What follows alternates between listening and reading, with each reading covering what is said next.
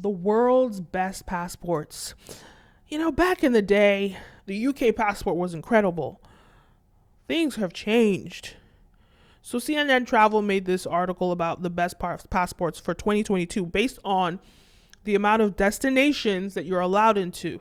Ireland is above the UK. That's a slap in the face.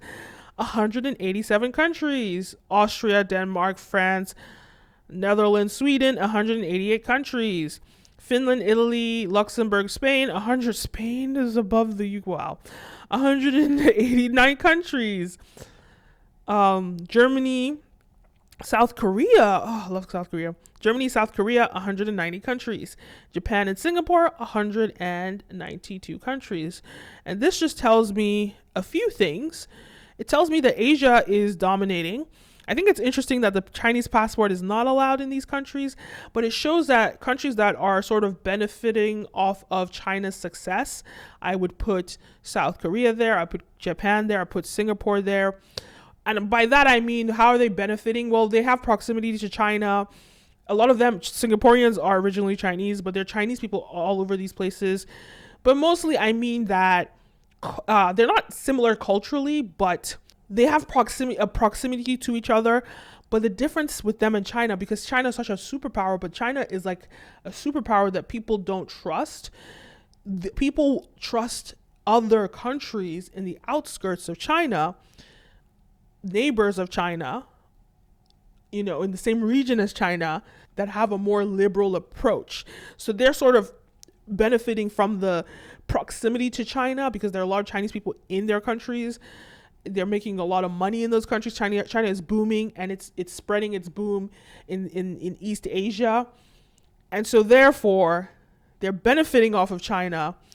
And now they've used that to benefit globally in the world and build relationships, I guess, in the world.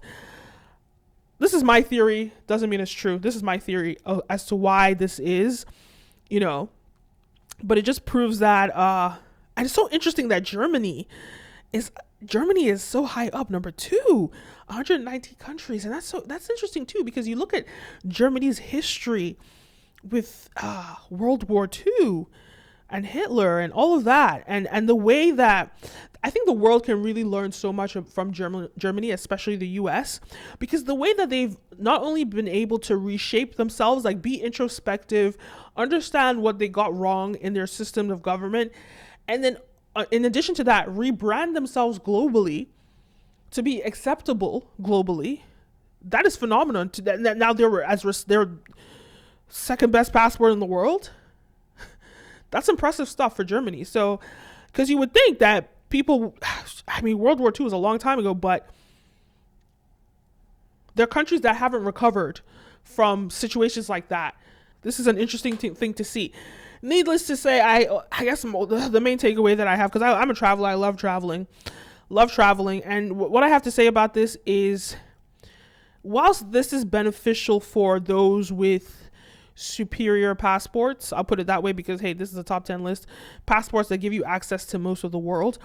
What about those that, just by virtue of where they were born, which they have absolutely no control over, where they are from, they're restricted from accessing these countries?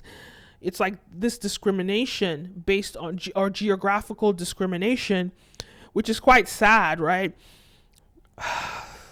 It is what it is. Sad situation, but it's interesting to see this list has evolved and is always changing. And I think it's unfortunate that the UK has gone down, but also, look, it's the end of an empire. I'm not saying that to be mean or anything, but the UK has had its time. It's still standing strong at sixth place with Belgium, New Zealand, the US. So it's still a strong country, as we can see, but I'm just like shocked because it used to be like so much stronger back in the day. Anyway, those are my thoughts. Let me know yours. Don't forget to like, follow, subscribe, all the above. My name is Kenim, and see you next time. Peace. We've just launched mintedculture.com, a way for you to engage with all our content across social media. I know you guys are used to seeing brand video pro content, but I have other channels. I have the Kenim O show, which is it's a channel more about relationships, dating, modern culture, all the stuff that you saw me posting on this channel about the red pill, about modern dating, about modern culture, all my cultural essays. I've moved them to that channel. This channel, I'm going to stay focused on having this dynamic discussions about trending topics in media, entertainment, music, etc. So I'm going to keep, and Web3, all of that. So this channel is going to be hyper focused on this, but I've moved all my content about, like I said, all that content is going to go on the Kenim O show. So go follow that channel. And definitely you could go to mintedculture.com, where I'm going to be posting all my videos from all my platforms on that website every single day. Then I also have Stream OVG Business, which is a channel more focused on business, entrepreneurship, making money, personal finances, and business opportunities. So go check that out too. And then of course there's Stream OVG about Black history, business, politics, and culture. So all of these different platforms are highlighted on mintedculture.com. So be sure to go check out mintedculture.com.